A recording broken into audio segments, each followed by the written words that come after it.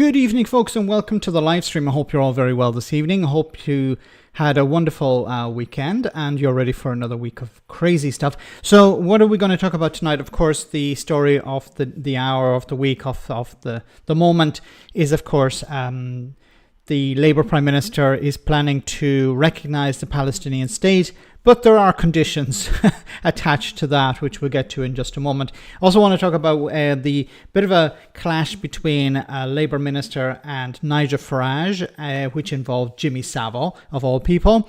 Zia Youssef also weighed in on that. Donald Trump, cover a bit on Donald Trump, and of course, a few other stories, including one on AI. If we get a chance, we'll talk about that as well. So I hope you all had a wonderful weekend. So the big story, of course, being the UK government's decision to recognise the state of Israel. But as you're going to hear in a moment, there are a few strings attached. So let's hear what Stormer had to say about that. On the 7th of October 2023, Hamas perpetrated the worst massacre in Israel's history. Every day since then, the horror has continued. The hostages are still being held today. The Palestinian people have endured terrible suffering. Now, in Gaza, because of a catastrophic failure of aid, we see starving babies, children too weak to stand, images that will stay with us for a lifetime. The suffering must end. Yesterday, I discussed this with President Trump, and we're mounting a major effort to get humanitarian supplies back in by air, and UK aid has been airdropped into Gaza today, and crucially, by land. We need to see at least 500 trucks entering Gaza every day. But ultimately, the only way to bring this humanitarian crisis to an end is through a long-term settlement. So we are supporting the US, Egyptian and Qatari efforts to secure a vital ceasefire. That ceasefire must be sustainable, and it must lead to a wider peace plan, which we're developing with our international partners. This plan will deliver security and proper governance in Gaza and pave the way for negotiations on a two-state solution. Our goal remains a safe and secure Israel alongside a viable and sovereign Palestinian state. But right now, that goal is under pressure like never before. I've always said that we will recognise a Palestinian state as a contribution to a proper peace process at the moment of maximum impact for the two-state solution. With that solution now under threat, this is the moment to act. So today, as part of this process towards peace, I can confirm the UK will recognise the State of Palestine by the United Nations General Assembly in September, unless the Israeli government takes substantive steps to end the appalling situation in Gaza, agree to a ceasefire, and commit to a long-term sustainable peace, reviving the prospect of a two-state solution. Okay, but that doesn't make a lot of sense. So what Stormer is saying is, we will recognize a Palestinian state if Israel engages in a ceasefire. But so the Palestinian state doesn't stand on its own merit. It depends on whether Israel is willing to engage in some sort of ceasefire. So it's more like a threat. Okay, if you don't engage with a ceasefire, if you don't maintain a ceasefire, if you're not encouraging your side to support a ceasefire, then what we're going to do is we're going to recognize a Palestinian state. So it's not actually the Palestinians deserve a state. It's more like we will use it as a bargaining chip. Why didn't he just come out and say we will recognize a Palestinian state like other countries in Europe have and other countries around the world have? Why is he holding back? Because the UK, unlike maybe Ireland or Spain, is in a unique position where they have a significant amount of clout, where they could say, we recognize a Palestinian state, and they could force Israel to to recognise that as well. Maybe not recognise the Palestinian state, but recognise the UK's recognition of a Palestinian state. So they could really use their clout here. But instead what they're saying is, unless you take a step back, we're going to recognise a Palestinian state. And it won't happen today. It will happen sometime in September. Let me read some of your comments, guys, because you guys make the stream. It's not so much me. Starmer is all piss and vinegar, says Stefan. Took his time. The damage has been done. Yeah, if he's saying that, well, we need to do it now because there are children starving. Well, children have been starving for a long time. Children have been dying for a long time. Like, what was the criteria for Starmer to say now is the time? Trump has his hands red in this genocide. Starmer is just a piece of shit. Or POS. So he doesn't believe in a Palestinian state at all. Let's be honest. I don't seem to get the impression that he does. He talks about a two-state solution. But maybe the two-state solution is gone at this stage because, well, unless you recognize the Palestinians as a state, like when it comes to borders and stuff like that, that comes after, but you recognize the Palestinian state like other countries have. But that's the first step. But it seems that he's saying, yeah, I will, but if Israel, like who will determine whether the Palestinians get a state? It's Israel, but that should not be the case. It shouldn't be one side saying, well, you can have your state if we decide that you're allowed to have a state. That's not it should be the United Nations, it should be the international community that decide that, or the people themselves. Isn't France recognizing Palestinian state this September? I think they are, yes. The Prime Minister has to be very careful if what he says and does. The UK has a very big Jewish community. I don't think this is related to the Jewish community, because a lot of Jewish people in Britain support the Palestinians. The same in the United States. A lot of Jews in the United States support the Palestinians. So I don't think it's related to that. Evening All Starmer is like an evil John Major. Just as boring. Just as boring. Palestinian state should not be a bargaining chip. It should be a right, yes. Starmer messed up the first line. He spoke about it on LBC at the start. Oh, I didn't see that. I don't see the clip here. Anyway, let's move on because there's still other stuff to talk about here. So Starmer answered a few questions from the media. Have a listen. I'll take some questions. John. Prime Minister, two issues here, obviously the aid and also the recognition of Palestine. First of all, on aid, what assurances did you receive from President Trump that he will use his influence with Prime Minister Netanyahu to allow the aid that you've talked about, the aid going in by trucks as well as by air? What assurance did you receive from him? He sounded as though when he talked about every ounce of food going in and you can't fake the pictures that we've seen on TV. Tell me about the reassurances you've heard, the promise. Okay, before we continue, of course, Donald Trump was asking for recognition. He was asking for thanks. He was like, nobody even said thank you. we spent $60 million on aid going into Gaza and we got no one said thank you, even though the European Union had spent $80 million on aid, but the European Union didn't go asking for thanks or praise. But of course, Donald Trump did. Although Donald Trump could do a lot more than just aid, as we know. Pledges from President Trump. And on the recognition issue, you do appear to have moved your position from as recently as last week, really, where you were talking about various other measures. I'm wondering what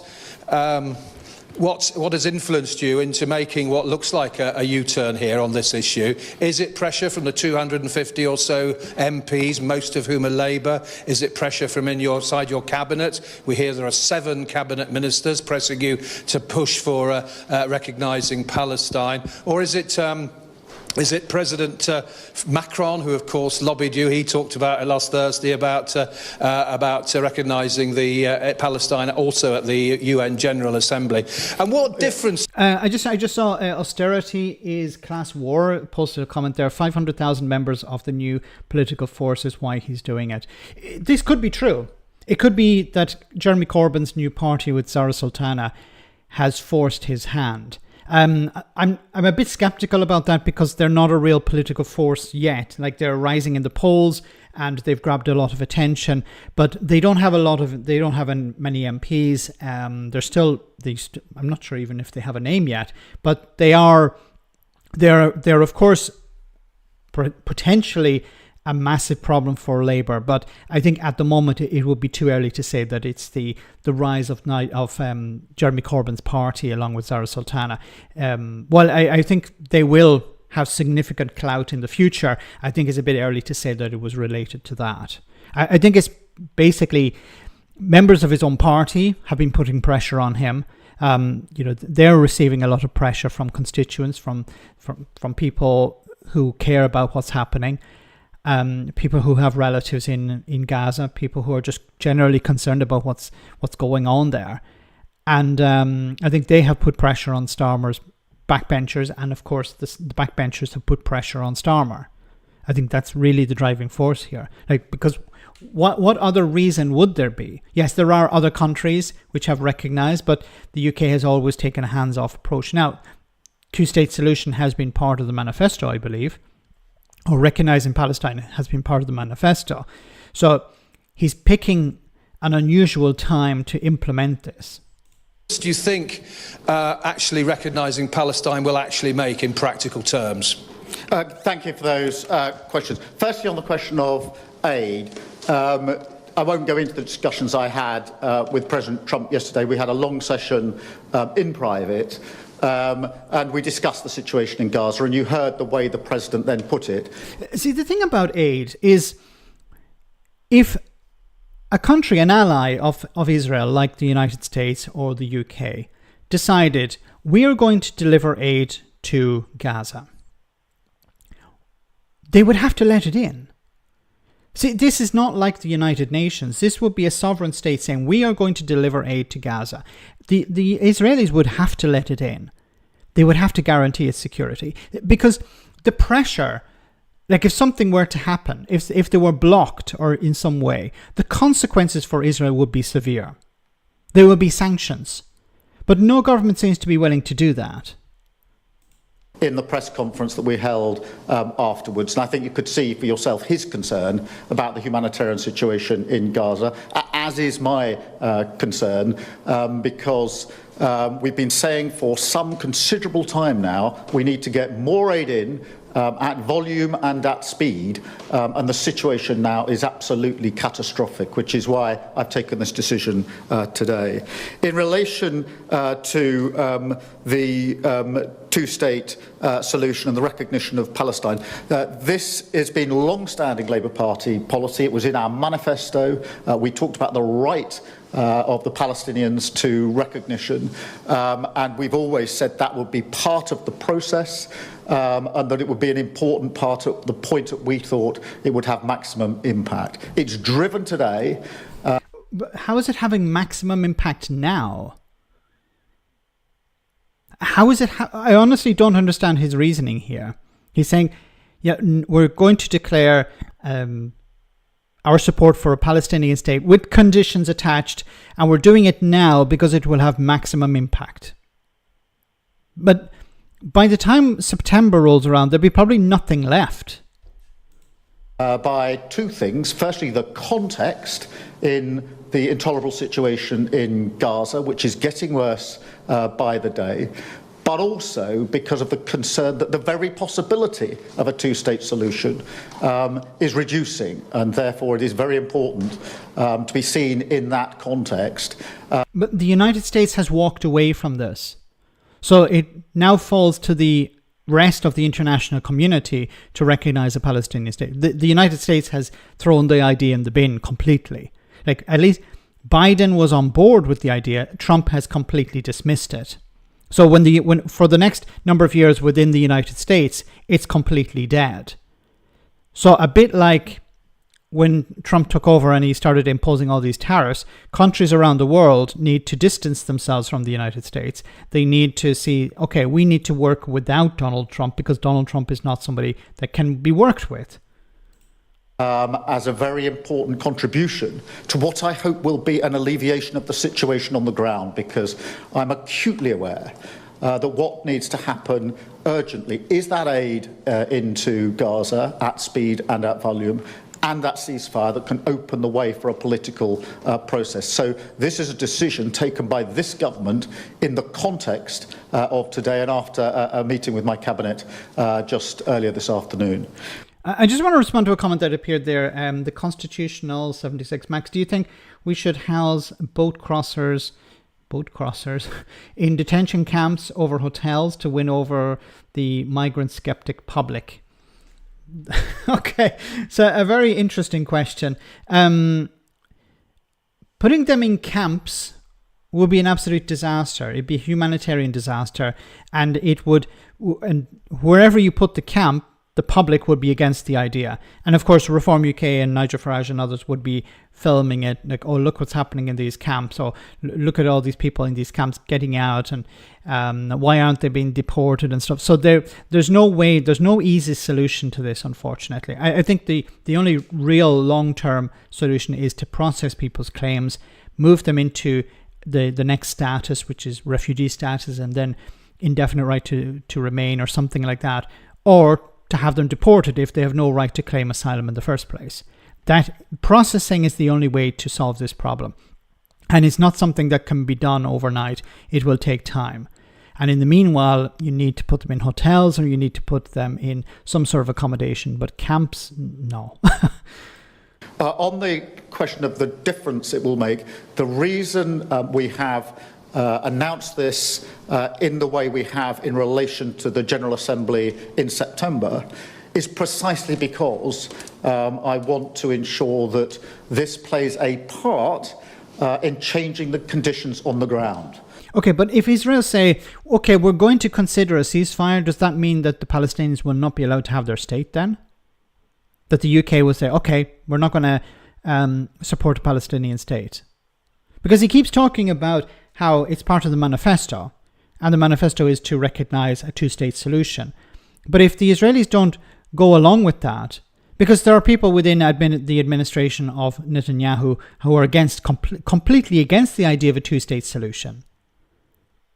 Like, if they're not on board, and the United States is not on board, then why is Keir Starmer talking about as if, well, don't worry, when September comes, then we'll have the measures put in. Like, is he just hoping that people forget?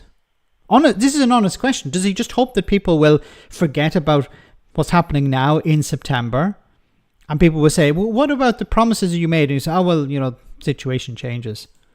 And making sure that that aid gets in, making sure that there is hope of a two-state solution for the... It'd be extremely cynical. I don't know if this is his plan, and I don't want to, poison people against him. But what is the goal here? So it seems to be, what we're going to do is we're going to recognize a Palestinian state, but not now, in September.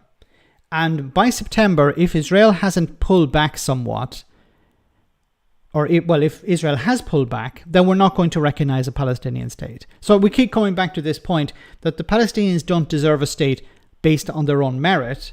They deserve a state if Israel doesn't pull back. And then what does pulling back mean? What does it look like? Is there a ceasefire? What if there's a phony ceasefire that's not really holding? That there's a ceasefire recognized by some states and not by others? What if Donald Trump is involved in all of this as well? We know what Trump wants. Trump wants a sort of Riviera in Gaza. He wants to turn Gaza into a casino, into a resort for people. He wants to kick the Palestinians out. He's happy to see them cleansed and sent to Egypt or sent to Jordan because they're no longer a problem for who wants to develop the place, literally develop the place.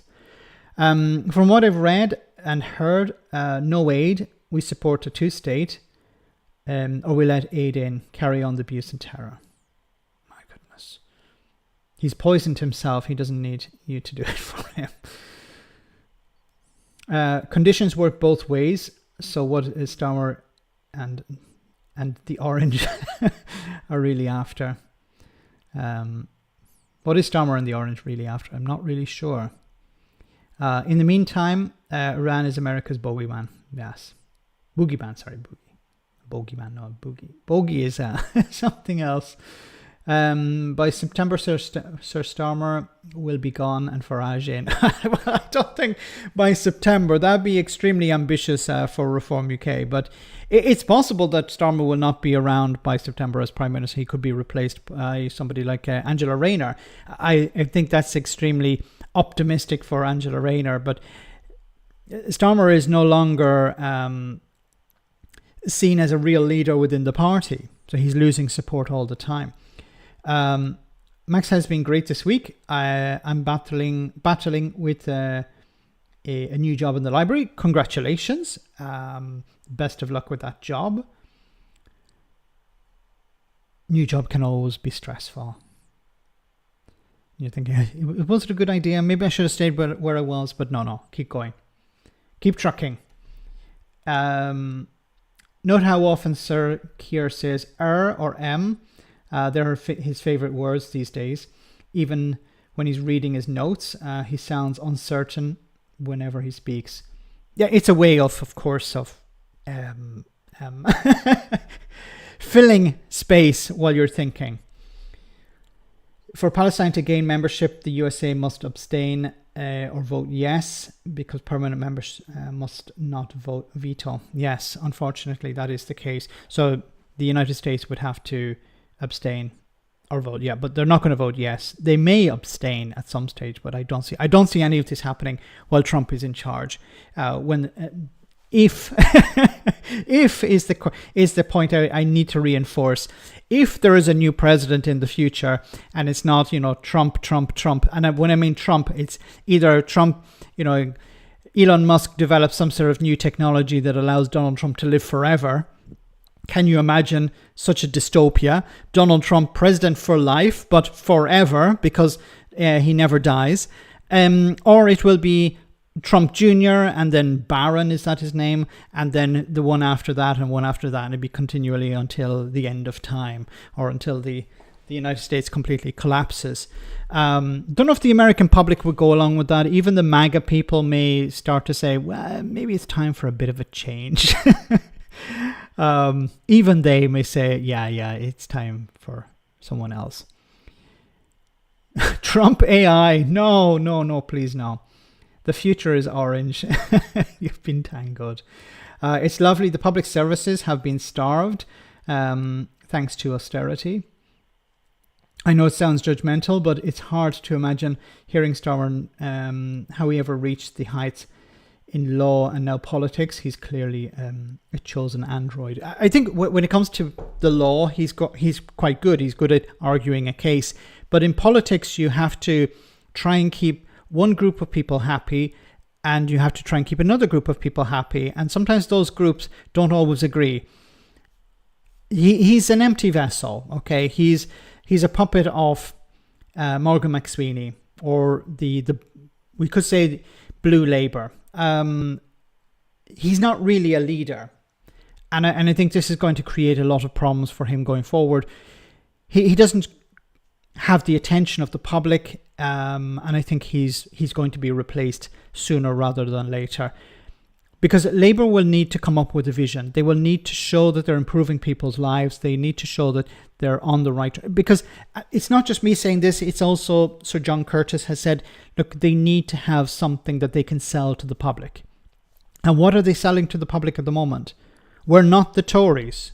We're fixing the damage, and fixing the damage is okay, but you need to build something after that. And they're not really showing that they're building stuff. Like, they have put forward a number of decent policies, like, for example, when it comes to jobs and the Employment Act. I was just reading the comment about Tommy 10 names. But when it comes to the Employment Act, this is really good. A real step forward. They're talking about building lots of homes. Hopefully they're successful in that, because if they're not, people will be without homes, first of all, and also the government will be kicked out. I just wanted to comment quickly about Tommy 10 names. Yes, it seems that he was involved in some sort of altercation today in a train station, I think in London, and there's footage online. I can't show it because of YouTube, but there's footage online where there's a guy lying on the ground. He seems to be injured, and Tommy Robinson is is seen fleeing, running away. Now, I've asked on social media, isn't it a crime to flee the scene of a crime? I don't know if it's true, but allegedly, you're supposed to stay there until the police arrive to help them write a report to understand what happened. It's very strange, because there's a CCTV camera, but they only show about 10 seconds of this entire altercation, and most of it is just the guy lying on the ground. So you don't know what happened. You don't know, did this guy attack Tommy Robinson? Did he attack the guy? We don't know, but he shouldn't have ran away. It's not a good look when you get into a fight with somebody and you're a high-profile figure. It's not like somebody on the street. It's just like a normal person. He's a high-profile figure, so he knows that the media are going to cover this. Third, thank you so much, Martin Sykes. Thank you so much for that support. Keep it up, you too. But it's really dodgy that he ran away, and if that was me, I'd be like, okay, as long as everything is secure, I would wait. I call the police and report what happened to the police and give them my side of the story and explain to them exactly what happened and what led up to it. Because while we may see what was on the camera, it's possible that this individual was following Tommy Robinson, or maybe there was an altercation before and then it spilled out inside the train station. We don't know. We'll have to wait and see. But it's not a good look to run away when this happens. And it seems he fled the country. It's not just he ran away from the train station, he fled the country. So he's no longer in Britain, it seems. So I don't know if there's going to be an extradition treaty requested, an extradition request to have him return to Britain to face some sort of justice. I don't know, but we'll have to wait and see. Jeremy Corbyn and Zara Sultana are the top two of the week. They are indeed. They started out a bit sort of strange, like in a sort of strange look. And this is in response to the video uploaded today. We've got a lot of pretty negative pushback, and maybe rightly so. I'm just concerned. What I said, maybe I wasn't very clear in the video that I uploaded earlier about Jeremy Corbyn and Zara Sultana. I'm a bit concerned that they will not have a proper structure in place. And if they don't have, it'll be a problem to maintain order. That's what I'm saying. I want them to succeed. I think both of them are decent human beings, and I think what they're trying to achieve is admirable, is noble. But I think it's important to have a top-down structure. You don't have to make all the decisions top-down, but you need to have a leader. It's one of the criticisms I had of the Green Party, where they had a leader and a deputy leader or a co-leader. I said, like, okay, first of all, you're a small party, you don't need that. But also, you need to have a figurehead that the public understand. Okay, when they refer to this party, they refer to Jeremy Corbyn, or when they refer to this party, this unfortunately is the way politics is. There's a lot of personality involved, and if you try and go against that, you're going to fail. So in the same way that Boris Johnson was really successful in using this sort of, I don't want to go down the road of cult of personality, but he was able to use his name recognition to help the Conservatives a great deal. People were saying, in constituencies outside Uxbridge, I'm voting for Boris, even though they didn't, they're not voting for Boris Johnson, of course. They were voting for somebody else in the Conservative Party. But Boris Johnson carried the party. And you'll need somebody like that, somebody who will go on TV, somebody who will do debates, somebody who will lead the party, somebody who will be referred to as the leader of the party. And this person needs to have a significant amount of clout in the party. So if you leave it all down to members, there's a risk, and I'm not saying this is going to happen, and I don't want this to happen. I want to be very clear about that. There's a risk that it could descend into chaos, and nobody wants that. We have a super chat from Urban. Thank you so much, Urban. They're fixing back to what it was, but people want something new. People's material conditions and the neoliberal policies are bringing in fashion. No, I agree. And there needs to be an alternative. And I keep saying that if the Labour government do not improve the situation, thanks for that, Urban. If the Labour government do not improve the situation for ordinary people, it will usher in Nigel Farage. It doesn't matter what Farage says or does, people will vote for that because they're not happy with the incumbent. So there's an onus on the incumbent to improve the situation for ordinary people. If they don't do that, it doesn't matter what Farage says or does. We saw it with Donald Trump. Okay, people voted against Joe Biden's government and, of course, Kamala Harris after. They voted against that by voting for Donald Trump. Many people didn't like Donald Trump. They just said, I'm not happy with the status quo. So they voted against that. And the only other alternative was Donald Trump. That's why we're seeing such a massive backlash against him now. People are like, hey, wait a minute, I didn't expect him to do all these things. Donald Trump could still turn things around. You know, just because he's doing really badly in the polls now, if he's able to improve the situation for people slightly, and they're a bit concerned about the other party, the Democrats or whoever the Democrats put up. I don't buy into this idea that whoever the Democrats put forward will win. I don't buy that for a moment. It depends on whether people are happy with Donald Trump. And at the moment, no. But, you know, a week is a long time in politics, never mind 3.5 years. Max, do you trust Ed Davey? Wasn't he part of the Cameron's government that never abolished tuition fees? I think, and maybe I'm being naive here, but I think Ed Davey has had a bit of an epiphany, or he's had a bit of a road to Damascus conversion. He's very much of the idea of support for carers, and I think carers are fundamental to our societies, be it in the UK, be it in Europe. It doesn't matter where you are in the world. Carers are really important, and he truly cares, and he really does care about carers. He wants to make sure that they are protected, that they get the support they need, and I think that's something that has remained with him. Maybe I think it's because he was a carer, or he is a carer himself, so he understands this. And it's not like general politics. It's something that he continues to push whenever he's in the House of Commons. So while, yeah, he has a massive blind spot when it came to austerity, when it came to working with the Tories, I think everyone deserves a second chance, unless you're a Tory. I'm joking. But, you know, I would... There are much worse people in the House of Commons than Ed Davey. I know people will disagree with me on that, but... that's my take on it. Brad, thank you so much for that super chat. Robinson, I'd headbutt you once. I have a lad. I'll headbutt you once I have a lad. Allegedly, a reporter from, I don't know if it was the BBC or somewhere, a British female reporter tried to interview Tommy Tem Names about this, and he called her a slag. You know, this is the guy who wants to go to protests to defend women from misogynists and evil people. And then when a journalist who happens to be female asks him a question about what happened to him, he calls her a slag. So, wonderful guy, isn't he? Thanks, Brad. Farage ran away a lot, especially when it was in Scotland.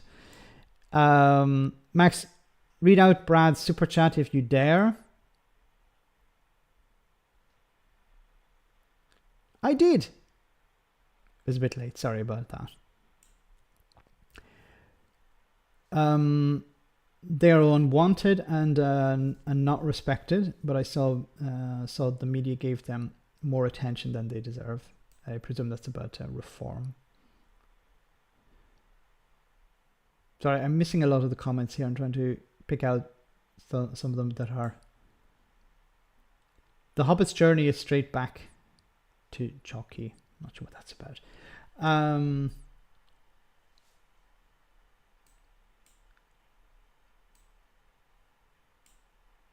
People of all backgrounds going who you are a lot. Was an old lady shopping. She went, you lot should go away and don't come back.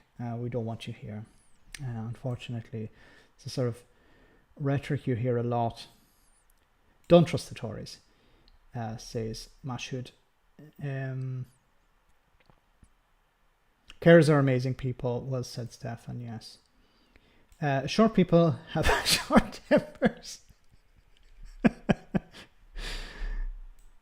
Yes, they do. I know one of them very well. No comment. She's not listening. Okay. No. Corbyn plus the Greens would be a great coalition. Yes, and this is, look, I got a bit of backlash against this as well. I said on a number of occasions that Jeremy Corbyn and Zara Sultana should have joined the Green Party. They would have brought star power. They would have brought media attention to the Green Party, but instead they decided, no, we're actually going to form our own party. Look, there are some people who are saying this is going to split the left-wing vote. Yes, it potentially could. It could help. No, not Wilma. It could help reform, but this is the reality of the situation. You know, if people are not happy with the government in charge, one way of pressuring them, and I've said before, is one way of pressuring is from the outside. We saw it with Farage. Farage was able to be the tail wagging the Tory dog. Whatever Farage said, the Tories were jumping on it, and they still seem to be doing that. There was a Tory today complaining about immigration again, and every time they speak about immigration, another few votes go over to reform. I really don't understand who's in charge of communications at the Conservative Party. I don't even know what the Conservatives are thinking anymore, because as soon as they talk about immigration, another few voters going over to reform. Say it again, another few over. You know, it's like gold to Farage. You know, it's like Kemi Badenoch trying to take Nigel Farage on social media when he has like 3 million followers and she has like 100,000. It's like ridiculous. You don't do that. It's not like on YouTube or on social media for ordinary people. Like you take on a big profile and then you grab, you know, you get some attention from them. No, you're a politician. You're supposed to be an equal.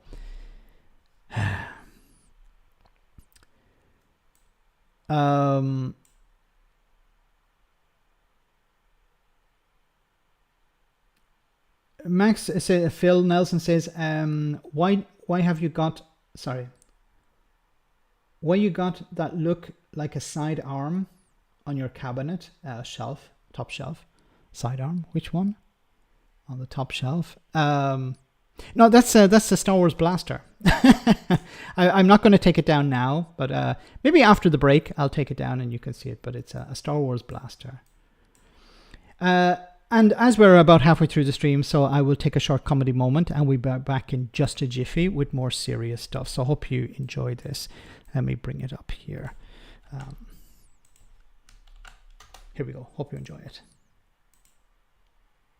Start with you, ladies first. What's your take on A, the demonstrations today, the fact that people are supporting a prescribed organisation, but B, the selection of attendees? Well, the attendees are terrorists. They support Palestine Action. They're terrorists. And it's not just them, it's all these old people protesting. The other day, I mean, thankfully, the police arrested him, but this man was carrying a placard with a cartoon on it from known terrorist organisation, Private Eye. Okay, this is very, very serious. I know they're upset about Gaza, but that's no excuse to terrorise us like this. That guy said terrorism in his definition was just a threat to life. That is not what terrorism is. These people... I'll tell you what terrorism is. Okay, now I'm going to get a lot of hate from this in the comments, but it's true. The new face of terrorism, it's old, it's wrinkly, it's elderly, and it's dangerous. How many are sort of just, middle-class do-gooders who've been brainwashed? Middle-class old people, they are dangerous. If you know an elderly, keep an eye on them. And I strongly suggest that the police bring back stop and search, and they do it for people over a certain age. It's not oldest, they fit the profile. If they're wearing these cagoles, if they're wearing jumpers, make them take them off. What are they concealing under there? Is it placards? I mean, one guy was sort of 50, 60. Old enough. We need to raid the bingo halls, the garden centres, and, dare I say it, the care homes. And they shouldn't be allowed to have cream of tomato soup. I'm serious, they will throw that at things. They will throw that at things. This is shocking what is going on. You know, we cannot allow this terror to continue in our lifetime. Ah, yes. Rosie Holt, the Tory MP, is completely correct. So let's move on to our next story. Let me bring it up here. Yes, it's about Nigel Farage. So as we know, Nigel Farage. One moment. While that loads, let me show you this. So this is a Star Wars blaster. It's the one you see in the movies that the Stormtroopers have. And as you can see, I have a Stormtrooper helmet behind me and a Darth Vader one, and also a Mandalorian one as well. But this is the blaster. It's made of plastic. Okay, don't worry. Nothing to be concerned about. Okay, let's put that down there. Okay. Anyway, let's move on. So Nigel Farage got into a bit of a argy-bargy with a Labour minister today, where the Labour minister described Nigel Farage, his stance on the online safety bill. Now, the online safety bill has its good points and its bad points, but I'm not going to get into that tonight. But it's more about the reaction from Farage, because the not Jeremy Kyle, what's his name? I've forgotten his name. Kyle, anyway. Secretary of State for Technology. Fargy Bargy.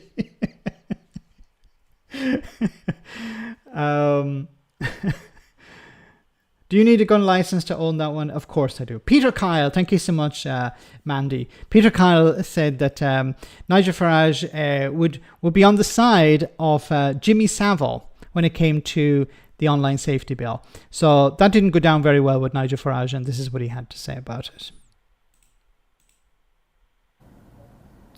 Well, this is so absolutely disgusting that it's almost beyond belief. Just how low can a Labour government sink in its desperation? Yes, of course, they're in trouble. They're well behind us in the opinion polls. But frankly, to say that I would do anything that would in any way aid and abet people like Jimmy Savile is frankly it's so below the belt, it's almost not true. What? It's almost not true? It was a strange turn of phrase, no? Almost not true. Anyway. It's frankly it's so below the belt, it's almost not true. But all of this is, of course, deflection. Deflection because we were told from the very start, and by the way, it's not the Labour government that have passed this legislation, it was the previous Conservative government that have passed this legislation, which is why you've barely heard a squeak out of them. But if it's designed to protect children, then I sense it may very, very well have been drawn up by people who don't know what they're doing. I did ask Peter Kyle for an apology, but he's gone out on X and he's not going to back down in any way at all. I presume Peter Kyle has access to free speech, so he's free to say these things about Nigel Farage. You know, once again, he's a huge advocate for free speech, but now he wants people to apologize for things that are upsetting. So there we are. You know, if you want to overturn the Online Safety Act, you're on the side of predators. It's as simple as that. Well, folks, let me tell you something. It is not as simple as that. In fact, far from it. In fact, our worry as a party is that, in fact, what this will do is spend far more time regulating what adults can say. Oh, and by the way, isn't it ironic that 16 and 17-year-olds will now find it impossible to access all sorts of material on the internet, including current affairs and politics, and yet Labour want to give them the vote. Sorry, current affairs and politics, so teenagers will not be allowed to access current affairs and politics. Really? Is that true? I don't think so. Not the type of politics maybe that Nigel Farage has been pushing. But anyway, let me go to some of your super chats. You moved to Italy because of the relaxed gun laws. Now you're on to me, Urban. Brad, thank you so much for that super chat as well. Farage has had it hard recently. Not only this spat with the minister, but the drought is making it hard for him to find ponds to keep his gills moist.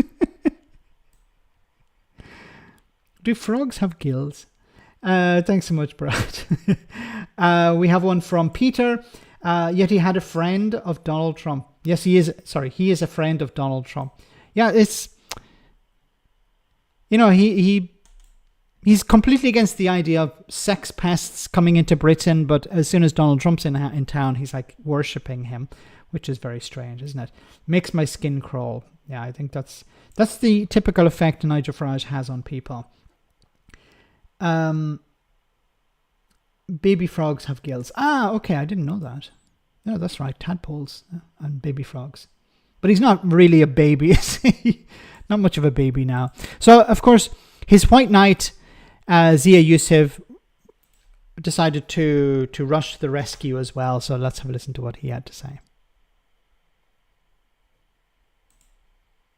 Well, this is what he said. He said, I see that Nigel Farage is already saying that he's going to overturn these laws.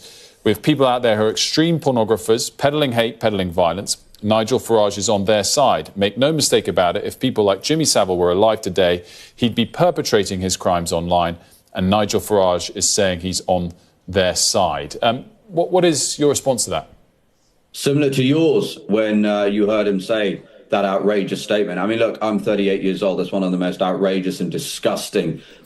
You know, I find it so ironic that Reform UK are complaining about people saying stuff online.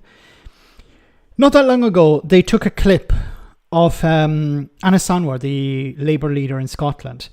And I show this clip. If you haven't seen it, you can find it online. But he was speaking to a group of Pakistani people, and he was talking about how, the importance of the Pakistani community in Scotland, the role they played during the pandemic, because a lot of them are doctors and nurses in the medical sector. And he talked about their role in politics, and he mentioned how, Pakistanis are not just in one political party, but they're represented in all political parties. But he said he wants to see more representation of Pakistanis in politics. And what Reform did, or Nigel Farage and people within Reform did, was they took part of that clip and left out the rest of the context, the rest of what Anna Sanwar has said, and used it as a tool to convince the public Anna Sanwar is on the side of the Pakistani people. He doesn't care about British people. He only cares about Pakistani people. And of course, this went viral, and Farage and others were called out over it, and they refused to apologise. Whipping up anger, not just directed at the leader of the Scottish Labour Party, but also directed at the Pakistani community. And did they apologise? Of course not. They were saying, oh, well, he said that. But he didn't say that. He said it, part of that in a wider context that you decided to ignore. If you could take any comments anyone says, clip it down to a few words, and then say, well, this is what they said, without the proper context. It's ridiculous. And now they're complaining that somebody's treating them badly. Well, they need to clear up their own mess first. They're no saints themselves. Anyway, continue. Things a politician has said in the political arena that I can remember, and that's quite a high bar, frankly. Look, what it also shows is Labour have no idea how the internet actually works, which is why they are unwilling to admit this act, despite its name, is actually going to make children less safe. I'll come on to why in a moment. But it also shows how deeply unserious they are about child safety.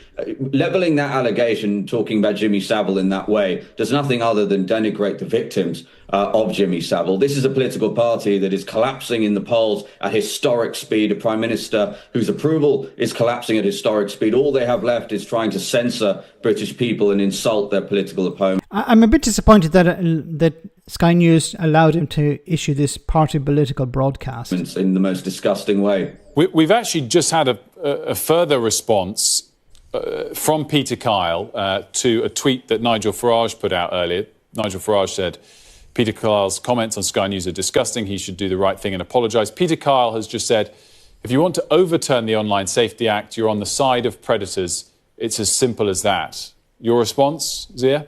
What tyrants always do, they cloak tyranny in the warm fuzz of safety and hope nobody reads the fine print. Unfortunately, Nigel Farage and Reform, we have read the fine print. Firstly, I want to address the point about child safety. This does nothing to improve child safety. It is taking children, and if you're a parent watching this, it's really important you understand this. Do not be lulled into the false sense of security that the government are trying to push you into. What is happening is children are downloading these things called VPNs. And what those VPNs do, and the evidence of that is if you've got an Apple iPhone, go onto the App Store right now, you will see 4 of the top 5 most downloaded apps in the United Kingdom. Yes, a VPN. Yes, they understand about VPNs. They use VPNs all the time. Like Zia Youssef is trying to sell the idea that, now they'll be able to download these VPNs and they're going to start using these VPNs to get around them. Yeah, of course they will. Some of them will, some of them will not. Like you're not going to have any system that's completely watertight. No system is going to be perfect. Okay. And Reform, some people in Reform were suggesting that the government will try and ban VPNs. They're not going to ban VPNs, okay? VPNs are used by businesses, they're used by individuals for a whole range of reasons. So it would be ridiculous to try and ban VPNs. Also because it's online, it's like online software, so it's going to be very difficult to ban them.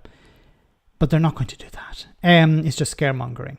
But yes, people will find ways, like in the same way as, well, we shouldn't actually have a tax system because some people get around not paying tax. No, it doesn't work like that. You do the best you can. Now, I'm not an advocate for this online safety bill. I think there is support amongst the public for it. I don't know enough about it. I know that there have been criticisms when it comes to personal information, when it comes to privacy, when it comes to censorship as well, and you don't want that. But on the other hand, children need to be protected from finding stuff online, and there are already measures in place from providers like Google and others to protect children. And I think the way would be, instead of creating these types of blocks, I think the way forward is to put pressure on the companies. If you say to Apple, or if you say to Amazon, or if you say to Google and you say, look, hey, we're going to increase your taxes, they will, okay, don't worry, we will sort it out. We just have to press a few buttons and we'll sort it out. So instead of, putting the onus on particular websites, if you put it on providers, the infrastructure, they will be able to sort a lot of these things out. But once again, no system is going to be completely full safe. Peter, read the fine print. He can read. Yeah, it's not Lee Anderson we're talking about here, okay? Thanks, Peter.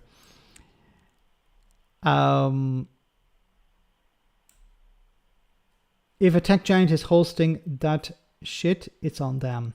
One thing is if it's hosting that stuff, but one way is, of course, I think it's better to go after the big companies because they have much more clout when it comes to sorting out these problems. Just have a wank over a cat. Thank you, Urban, and you're showing your age there.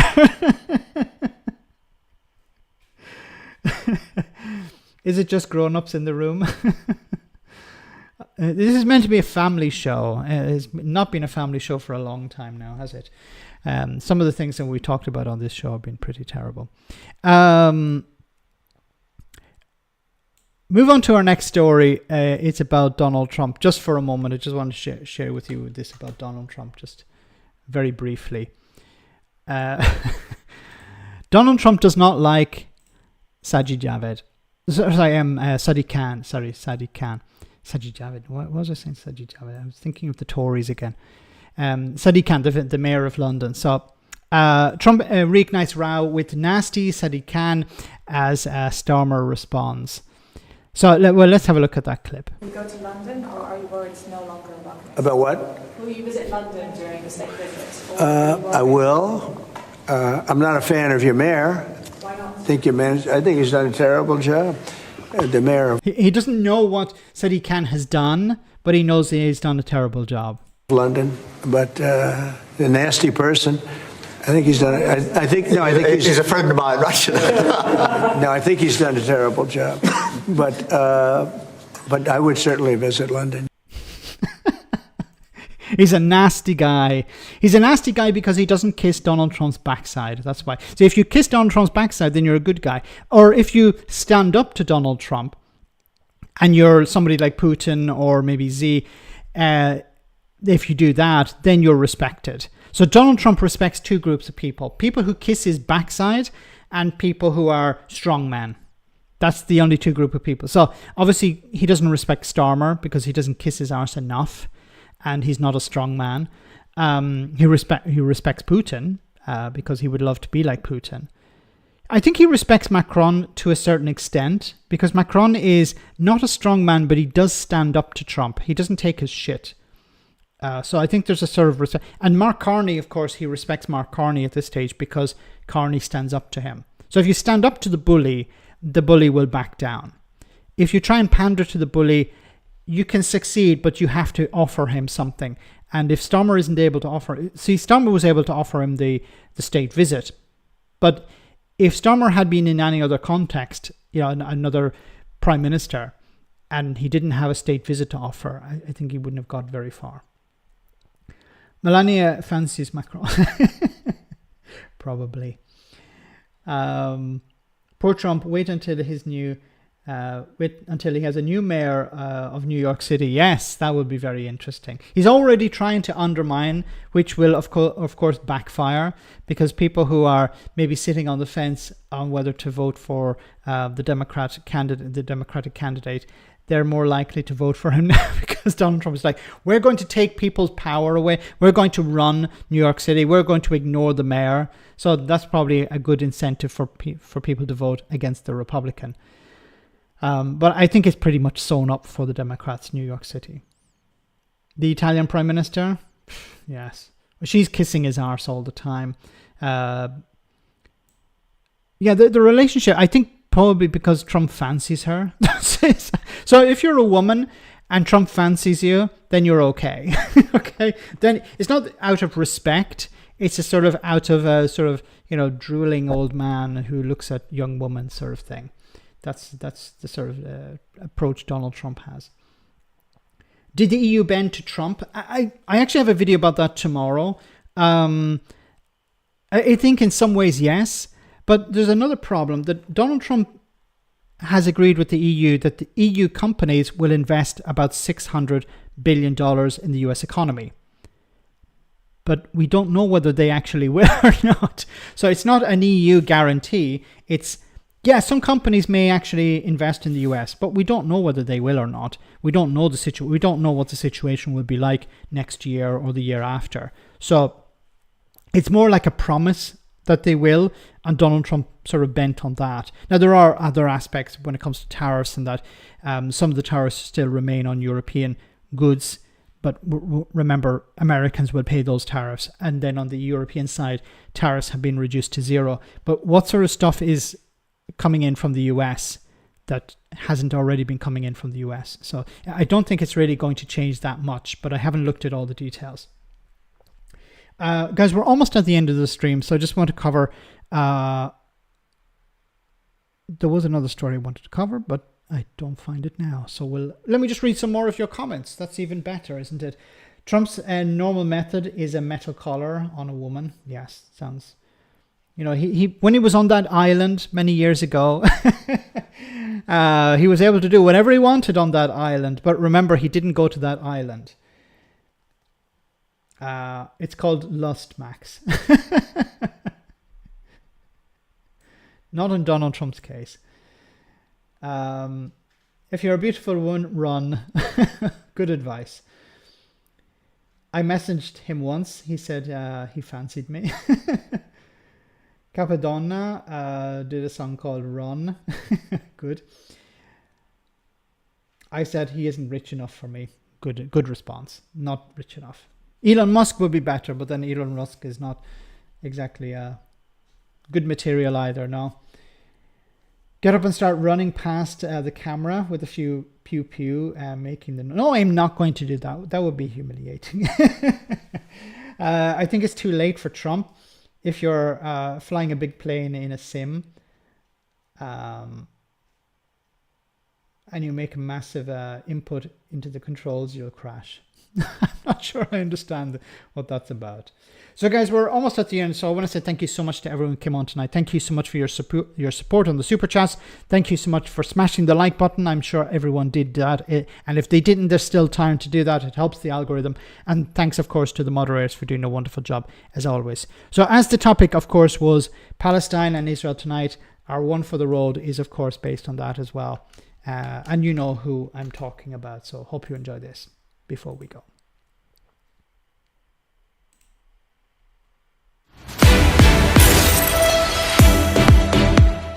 Welcome to Broken News. The news media have finally come around to the idea that what is currently happening in Gaza might maybe potentially and possibly be ever so slightly out of order. But the conflict remains confusing, even for experienced journalists like our reporter Steve Reen, who joins me now. Steve. Thank you, Eric. Well, since this latest war began in 2023, many news outlets have, let's face it, been really quite shit. Parroting propaganda, forgetting how to even do a journalism, or just going with the sacking of a couple of cocking TV cooks as its top story for ages. But now, finally, some news organisations, including Broken News, have suddenly started to wonder if bad things are happening on some massive historic scale that people will read about in textbooks in the future and go, oh God, can you believe that happened? Like, how did we let that happen? Like, what the fuck was Keir Starmer doing? Like, what BBC, what they reported? What? Well, what we found since we started reporting on this story properly about a minute ago, is that it's a confusing conflict. Many in the media are frightened to take a view because asking a country not to shoot people who are queuing for food is definitely anti-Semitic. Confusing. Indeed, some leaders in the international community have, in the confusion, accidentally sent extra weapons instead of aid. And with Hamas stopping food from getting to civilians, and Israel stopping food from getting to civilians, and the international community unable to get food to civilians, some news organisations have suddenly started to wonder how civilians might get food. And Steve, although we've been warned about this for months, it isn't always easy for news organisations to know what the truth is. Indeed. Well, Eric, more than 100 aid organisations have released a joint statement claiming that there is mass starvation across Gaza. But it's difficult for us to know, as journalists, whether 100 aid organisations is a significant number. While the World Health Organization says it is witnessing a surge in malnutrition-related deaths, we're not sure, as journalists, if the World Health Organization would know anything about malnutrition. And the United Nations Sexual and Reproductive Health Agency warns of catastrophic birth outcomes in Gaza as a result of starvation. We're not sure, as journalists, if the United Nations Sexual and Reproductive Health Agency actually knows anything about sexual and reproductive health. Confusing. Confusing. Very confusing. Meanwhile, confusion has spread to here in the UK, where authorities have neglected to sanction representatives of nation states who've carried out proven war crimes, but have accidentally arrested a 67-year-old retired head teacher for holding up a copy of a joke from Private Eye. Confusing. Confusing. Very confusing. Meanwhile, there's even confusion over definitions. When one country clears a whole swathe of a conflict area, removing any possibility of the return of a people, although that's a literal definition of ethnically cleansing an area, we are assured that it's not that. Very confusing. Back to you. Steve, thank you. What a lovely but confusing story. That's all from Broken News. You're up to date. You're up to date. So guys, have a great week. I'll see you on Friday, same bad time, same bad channel. Stay safe, take care, and thank you once again to everyone supporting the channel tonight. Take care. See you soon.